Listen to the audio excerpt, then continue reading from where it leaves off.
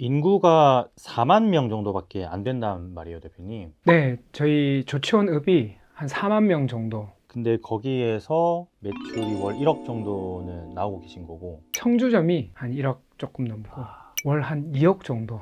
월 한 3, 4천만 원 따박따박 들어오고 계신데, 일반 자영업자분들이 봤을 때는 괴리감이 크거든요. 저도 그렇게 생각합니다. 장사를 한 지 만 10년 조금 넘었었고요. 처음부터는 잘 되진 않았고요. 상호를 어떻게 지어야 될 줄도 모르는, 그래서 아버지께서 간판 바꾸라고 현금을 한 100만 원 정도 지어주셨습니다. 그때 그 가게가 아마 꼴값 식당. 네, 맞아요. 꼴값 식당. 지금 생각해도 어떻게 그런 가게 이름을 지었을까? 식당을 어떻게 운영을 해야 될지조차도 모르는 상태로 가게 인테리어하고 직원들 뽑아서 아무런 그런 어떤 개념조차 또 없는 상태에서 영업을 하게 되다 보니까 안 될 수밖에 없었던. 결론이 어떻게 났어요, 그러면? 지금도 영업을 하고 있어요. 그럼 처음에는 잘 안 됐지만 나중에는 잘 되게 된 거네요. 네, 그래도 나름 이제 이름이 알려져 있는 식당이 되었었죠. 그럼 꼴값 식당 이후에 네. 차리신 가게가 있잖아요. 네, 정다운 샤브라는 버섯 샤브 전문점을 차렸습니다. 그거는 오픈하자마자 첫 달부터 수익이 나는 매장이 됐습니다. 그거는 왜 처음부터 잘 됐다고 생각하세요? 꼴값 식당 할 때 어떤 문제점, 그거를 고객 어떤 만족, 어떤 그런 포인트를 두고 어떻게 하면 손님들이 좋아하겠다, 이런 상품을 내면 좋아하겠다라는 관점들이 좀 바뀐 것 같아요. 일반 자영업자분들이 아무리 손님들에 대한 어떤 개선을 많이 한다고 해도 장사가 잘 되는 것과는 상관이 없는 것 같다라는 생각들을 많이들 하시는데, 대표님 입장에서는 그게 장사가 잘 될 수 있는 포인트라고 생각을 하시는 건가요? 네, 맞아요. 업종별 또는 음식별 고객들이 좋아하는 어떤 포인트는 저는 다 다르다고 생각해요. 예를 들면 그 순대국밥집 하는 사람이 손님들이 좋아하는 포인트가 이건 A인데, 제가 칼국수를 하는데 똑같이 A로 하면 안 된다라는 거죠. 고객 업종에 맞는 특징들과 특성들, 그런 것들을 살려야 되는데 조금씩 극복해 나가다 보니까 그런 것들이 눈에 좀 들어오는 계기가 됐던 것 같습니다. 그럼 지금 대표님은 칼국수를 주종목으로 장원갑 칼국수라는 브랜드를 운영을 하고 계신데, 장원갑 칼국수에서도 그렇게 개선된 포인트들이 만약에 개수로 따지자면 몇 가지나 될까요? 이때까지 뭐 고깃집도 하고 카페도 하고 포차도 하고 뭐 이런 다양한 업종들을 했었는데, 칼국수로 제 인생 마무리를 해야 되겠다, 어떻게 보면 총망라해서 다 집어넣었다라고 볼 수도 있어요. 지금도 그렇게 그런 관점으로 계속 해나가고 있고. 그럼 장원갑 칼국수는 처음부터 잘 됐었나요? 아닙니다. 왜 그렇냐 하면 칼국수라는 업종 자체가 굉장히 난이도가 높은 업종이에요. 원육이 좋아야지 고깃집은 맛있지 않습니까? 제가 봤을 때는 고깃집이 어떻게 보면 장사하기가 난이도가 제일 쉽지 않나, 어느 정도 매출을 올리기까지는 제일 쉽지 않나, 이런 생각이 드는데, 뭐 그건 제 개인적인 사견입니다. 근데 다른 분은 안 그럴 수도 있지만, 근데 칼국수는 품질을 상향 평준화를 올리는데 상당히 좀 제 기준에서 어려웠습니다. 칼국수는 국수지 않습니까? 국수, 좋은 품질의 면을 만들기는 너무 어려워요.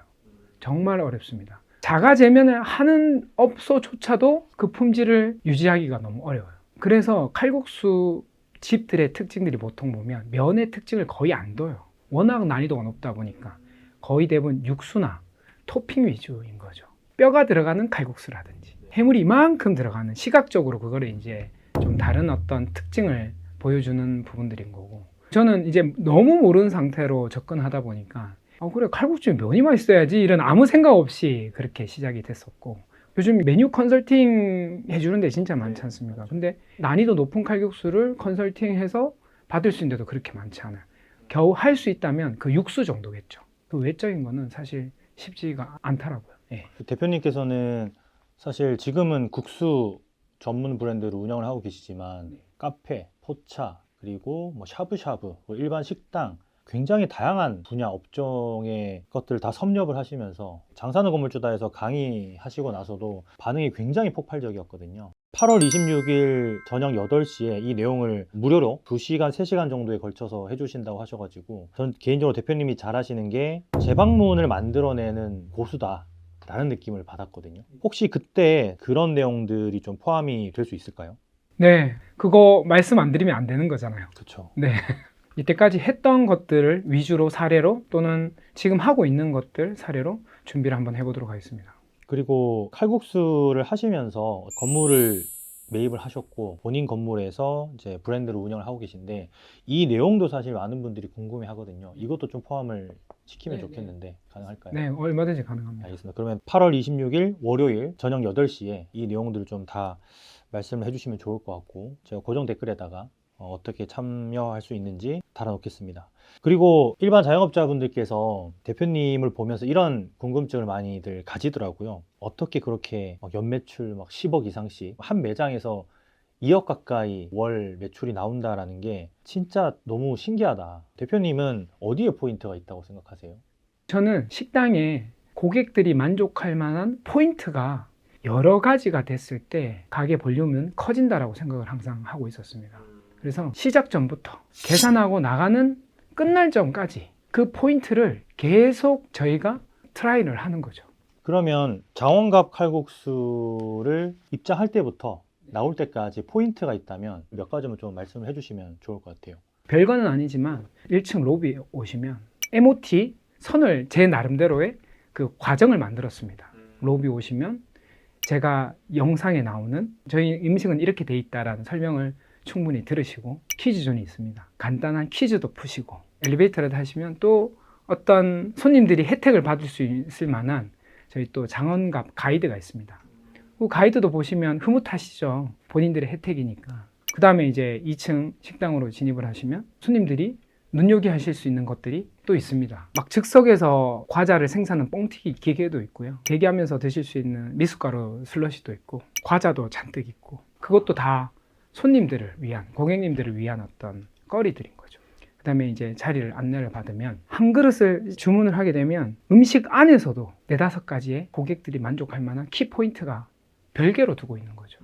또 나가는 순간에도 저희가 카운터에서 저희 직원이 어떤 뭔가를 통해서 한 번 더 혹시나 부족했던 부분들을 채워주기 위한 어떤 액션들이 또 있습니다. 그런 아이디어들은 어디서 얻으시는 거예요? 아까 전에 제가 말씀드렸던 그 MOT 네. 고객들이 어떤 부분에서 만족을 할까? 그냥 일반적인 만족도 아니고 어디서 기억을 할까? 어떤 포인트에서 더욱더 긍정적으로 생각해 주실까? 항상 고민을 하고 있습니다. 항상 고민을 하고 있습니다. 그러니까 일반적으로 식당에서 느끼지 못하는 것들을 경험하게 해주고 거기서 만족도를 높이면 기억에 더 오래 남고 약간 이런 것들을 계속 발견해 나가시고 만들어 나가시는 거죠. 네네. 저는 맛은 이제 우리가 식당을 운영하는 데 있어서 근본적인 거예요. 사실 굉장히 중요한 부분이에요. 요즘에 뭐 어떤 부분은 예술하지 마라. 음식점을 사업으로 봐야 되지 왜 예술을 하고 있느냐. 그렇게 이제 말씀하시는 분들도 있어요. 저도 한때는 저도 누군가한테 그렇게 얘기를 했을 때도 있었지만 어떨 때는 예술도 해야 됩니다. 우리는 단순하게 칼국수 한 그릇 파는 집이 아니다. 근본적인 건 짱짱하게 챙겨놓고 그런 고객들이 기억할 만한, 경험할 만한 그런 것들을 계속 만들어 놓는 게 아주 중요한 부분이지 않나. 본질은 완성이 된 이후에 어쨌든 그런 부가적인 것들을 해야 시너지를 낼 수 있다라는 말씀이시죠. 맞습니다. 네. MOT라고 말씀을 해주셨는데 엄청 많은 것들이 있는 것 같거든요. 일반 식당은 사실 이런 것들이 거의 없잖아요. 네, 그렇죠. MOT라는 단어를 조차도 잘 모르시죠. 그렇죠. 그러면 일반 식당에서도 혹시 이런 것들을 좀 접목을 했을 때 확실히 좀 나아질 수 있다고 생각을 하시나요? 그렇죠. 이 MOT의 순간은 누굴 위한 겁니까? 손님. 그렇죠. 작든 크든 그 맞게끔 나만의 MOT를 만드셔서 긍정적인 MOT겠죠. 그걸 하시게 되면 결국에는 볼륨이 자꾸 커질 수밖에 없습니다. 왜냐하면 저는 식당은 맛이 아니라 경험이라고 생각하거든요. 왜 그러냐면 그 MOT를 다른 곳에서는 경험해 본 적이 없거든요. 제가 직원들한테 항상 얘기하는 부분이 있습니다. 식당은 무조건 사람이 하는 일이다 보니까 완벽할 수가 없을 때가 또 있어요. 접객도 조금 불편해질 수도 있고, 심지어는 음식은 저희가 퍼펙트하게 만들었다고 생각했는데도 불구하고 사실 호불호가 갈릴 수가 있으니 문제가 발생이 될 수도 있는 거거든요. 실제로 제가 다른 식당에 밥을 먹으러 가도 그럴 때가 있고요. 한 10번을 갔는데도 불구하고 10번이 다 100% 만족을 못할 때도 있어요. 저는 사업이나 모든 인생의 관점이 오뚜기라고 생각을 하거든요. 오뚜기는 쓰러지면 다시 세우고 또 쓰러지면 다시 세우고 하는데 우리도 사람이 하는 일이다 보니까 실수하면 또 바로잡으면 되는 거고 실수했던 거를 계속 방관하지만 않으면 되지 않나 그렇게 생각을 하고 있거든요. 그럼 대표님 8월 26일 월요일 날 무료 라이브 해주실 때 이 MOT도 1단계부터 좀 쭉 나열을 해주시면 자영업자분들한테 좀 도움이 될 것 같아요. 네, 알겠습니다. 여담인데 네. 우리 권프로님은 상상도 못했던 걸 말씀하시게 한. 제가 강의 때 이런 얘기 1도 안 꺼냈었거든요. 신기한 재능을 가지셨어요. 근데 진짜 도움이 될 겁니다. 대표님, 마지막으로 장원갑 칼국수가 만약에 망했어요. 전쟁이 났어. 예를 들자면. 그래서 장원갑 칼국수가 다 없어졌어요. 그리고 대표님은 돈이 없습니다. 재산이 다 날라갔어요. 장사를 해야 돼. 어떻게 시작하시고 어떻게 성공하실 것 같으세요? 저는 방식이 있어요. 적어도 제가 이만큼 키우지는 못할 수도 있어요. 그 과정이 있겠죠. 여기는 자본이 워낙 많이 들어가는데. 근데 뭘 해도 그래도 내 밥벌이는 할 수 있을 것 같아요. 그러면 그게 공식이 있다라는 얘기죠. 그쵸? 대표님만의 공식. 네. 그 공식도 그럼 라이브 때. 공식. 네. 머리가 찌끈해지네요. 여러분, 8월 26일 월요일 저녁 8시에 박종호 대표님께서 이 장사의 공식에 대해서도 말씀을 해주신다고 하니까 꼭 좀 다들 참여해 주시면 도움이 될 것 같고, 대표님 장사건프로 채널 구독하고 계시는 자영업자분들한테 요즘 많이 힘들거든요. 네. 요 카메라 렌즈 보시고 한 말씀 해주시면 너무 고맙겠습니다. 네, 지금 자영업뿐만 아니라 우리나라 전체적으로 굉장히 어려운 시기를 겪고 있는 것 같습니다. 사실 저도 외형적으로 봤을 때는 굉장히 잘 되고 있는 매장인데 항상 걱정과 두려움과 근심을 가지고 있습니다. 저도 그런데 다른 분들은 더 하실 거라고 생각이 됩니다. 근데 기회는 다 있고 분명한 솔루션은 있다라고 생각을 합니다. 어떤 상황 속에서도 극복해낼 수 있고 방식은 또는 공식은 다 있습니다. 제가 하는 라이브를 한번 보시면 충분히 실마리를 찾을 수 있지 않을까라고 생각이 듭니다. 대표님, 오늘 인터뷰 너무나 감사드리고요. 그러면 8월 26일 월요일 저녁 8시에 다시 뵐 수 있도록 하겠습니다. 감사합니다, 대표님. 감사합니다. 고맙습니다.